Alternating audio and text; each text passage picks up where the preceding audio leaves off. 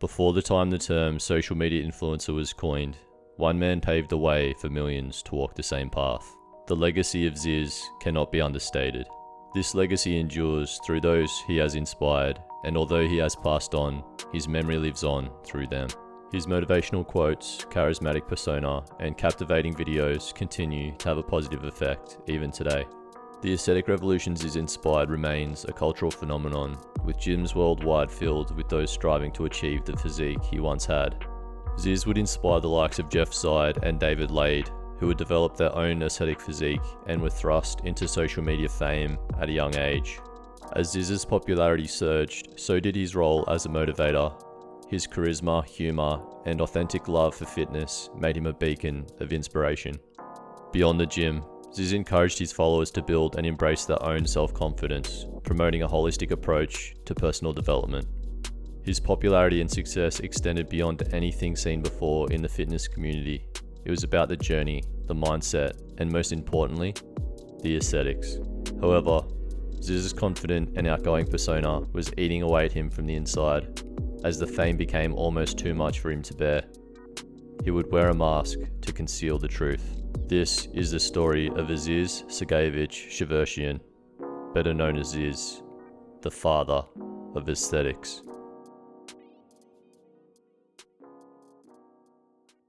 Born on March 24, 1989 in Moscow, Russia, Aziz Shavershian was the youngest son of Maria and Sergei Shavershian. Aziz had one older brother, Saeed, who would look out for Aziz, and the two were inseparable. However, their life was about to change forever, as their family decided to flee Moscow. This occurred after Aziz and Saeed's grandfather, a famous doctor, was killed by the Russian mafia. The Shavershian family moved to Melbourne, Australia, when Aziz was 3, and later moved to Carlingford, New South Wales. The boys went to school at Marist College in Eastwood, and Aziz would frequently top his class in most subjects. He would also finish Year 10 as the dux of his year group. During this time, like so many of us, he faced the challenges of body dysmorphia. He was often teased for his skinny frame and became disheartened with his current obsession with video games. He was now sick and tired of being called skinny, weak, a nerd, and shy. Now motivated and inspired by the results his brother Saeed had achieved, and being motivated to impress girls, Aziz decided to sell his World of Warcraft account and use the money to purchase a 1-year gym membership at Fitness First. Now motivated both extrinsically and intrinsically, Aziz threw himself into bodybuilding, beginning a transformative journey that would later captivate the masses. After beginning his bodybuilding journey, Aziz became obsessed and began posting on the popular bodybuilding forum, bodybuildingdocumentary, where he meticulously documented both his strength and muscular progression. He would also often post to 4chan's Fit, and it seemed that he was willing to do anything to achieve his dream physique. This is evident in this post, in which he stated that he wanted to achieve this physique in just 1 year. As such, it would be on this forum that Aziz would start asking questions regarding PEDs, and later start using them himself, with this goal physique in mind. Unfortunately, this impatience is replicated in so many young people, which is a damaging mindset. Click here to subscribe to my channel to catch an upcoming video I'm making on this topic. Despite their risks, it is the unfortunate truth that PEDs do in fact work, and as such, Aziz's progress was now amplified. He would also look back on his progress in reflection, stating that the people who once hated on him were now fueling his progress, and he had a stern message for them. As his posts on forums were now starting to gain traction, Aziz started to combine his love of bodybuilding with that of hardstyle, trance, and EDM by posting troll videos. In these videos, he would call out the viewers by flexing, showing off his physique, and cutting shapes, also known as muzzing out. These videos would also gain traction, first on Facebook, which he created on March 8, 2010, and then later on YouTube, which was actually created prior on July 28, 2006. His YouTube channel became littered with music enthusiasts, trolls, and followers of the aesthetic revolution. It would also feature dance videos and footage of himself and his friends hanging out in shops. That looks mad, bro. Hey, that looks mad. Or attending music festivals. What are you on, bro? This friend group would eventually become known as the Aesthetic Crew and would feature such people as Turtle, Phil Reho, Babbo, Gonzalez, Vlado, Super Turk, and Chespra, which was the screen name for Aziz's brother, Saeed. Ziz would continue to gain notoriety for his impressive physique, but also his uncanny ability to troll people. For example, on November 22, 2010, he wrote on his Facebook page, "If I can be serious for a minute, many people say that they are jealous of me, but I am jealous of most people, for they get to see me in 360-degree real-life angles, and since I control myself, I will never know what that would truly be like." Despite this, Ziz would sometimes share glimpses of his actual feelings towards his persona, such as with this Facebook post. While most people have caught on, I still think it's hilarious how many still think my videos are me being serious and not realizing it's taking the piss for the lols. Does he love himself that much? What a show-off loser. Of course, this public image seemed to be true of those outside the fitness community, who seemed to think that Ziz's persona was a true representation of who he actually was. And I know who started this. ZYZZ. Whatever the his name is. ZYZZ, whatever the I don't even know. I've got a message for you, sweet cheeks, and I hope this reaches you. You're a wanker! You are a toss bucket! I don't like your videos, you're ugly. Okay, you have a great body, I must admit. I'm attracted to that. Good body.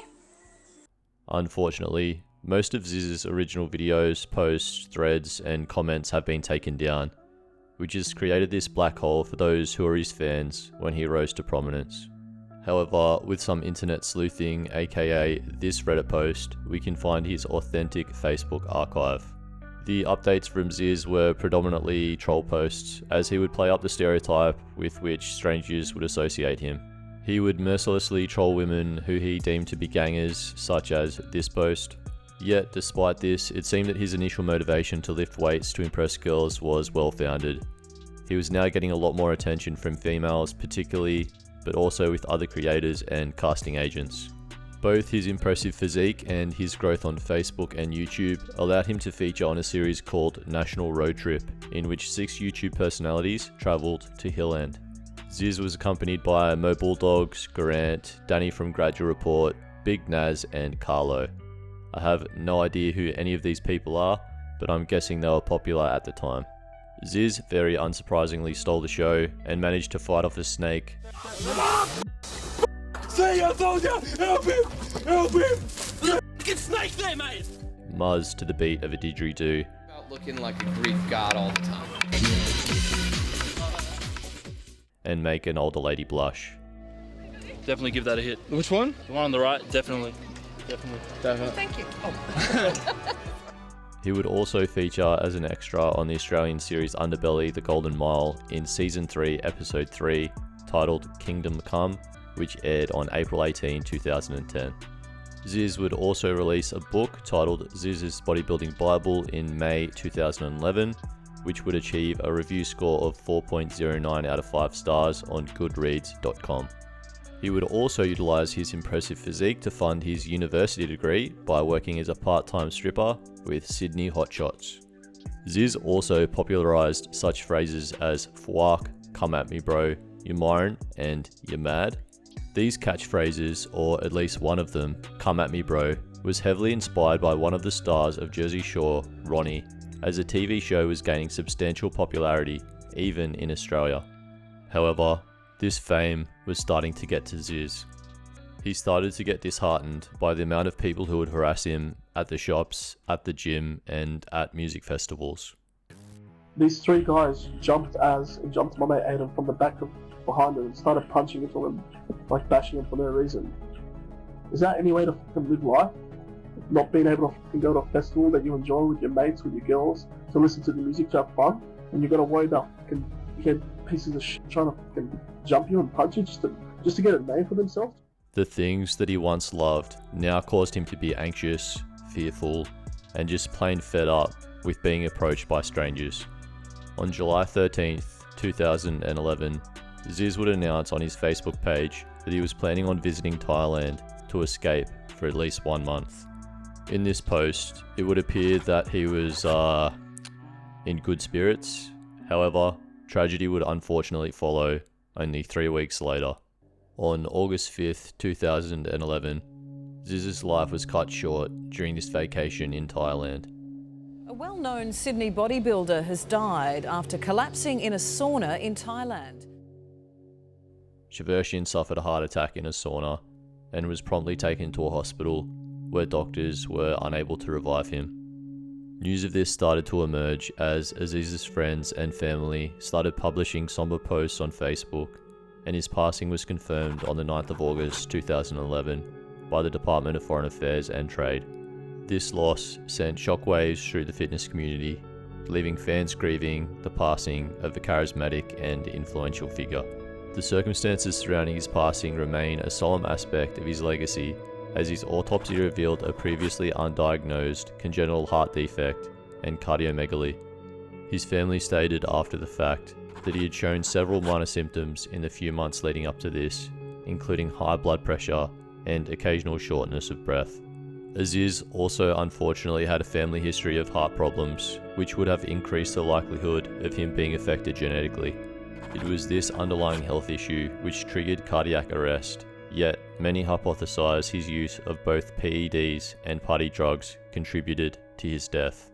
These theories have recently gained traction and perhaps legitimacy, as Saeed appeared on Bradley Martin's Raw Talk podcast. On this episode, titled Chest Bra on ZYZZ Death, Life and Moving Forward, Saeed made the following comments. He's obviously does other drugs that aren't steroids. Of course, they're saying he's in a sauna. He was very open about that too. Like, he was open about everything. Extremely open, yeah. But they're saying it was like a heart attack. A heart condition, yes. So, but you're saying he did have a heart condition? I can't even answer that. Okay. Yeah, all right. yeah. But all the truth will be revealed in due time. I just have to, respect my parents' wishes. Fair. I had to ask because I've read it, but you never really know. Everyone wants to know. I mean, I think you get what I'm saying. I just want like some peace because I've never gotten peace with his death. Still never will until I, can really come out with a true message and save people from dying. Yeah. I'm sure people could read between the lines, but eventually I'll speak out about everything. But that's on my back, dude, and it doesn't feel good. From these comments, as Saeed himself stated, many people have and will continue to construct their own theory as to what caused ZYZZ to pass. However, out of respect for Saeed and his family, I will not offer any conjecture here. Saeed has said that he will reveal these details if and when his parents allow him to do so, and I respect this decision. The impact of ZYZZ on fitness culture was groundbreaking.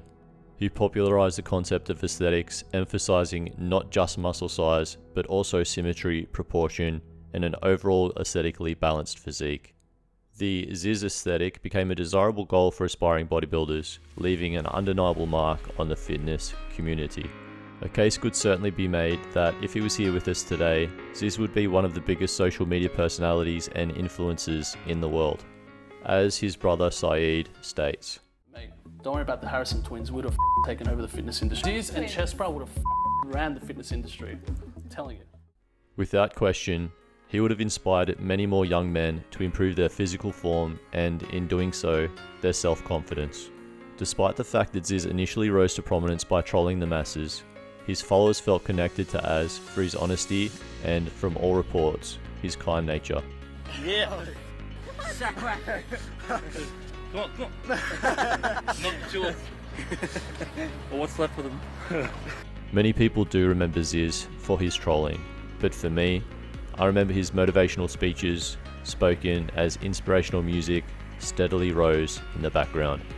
If you remember nothing else from ZYZZ, or if you weren't around when he was alive and well, remember this. ZYZZ wasn't just a physique, he was a persona that resonated with a global audience. Everybody has a little bit of ZYZZ in them. As ZYZZ famously said, "We're all gonna make it."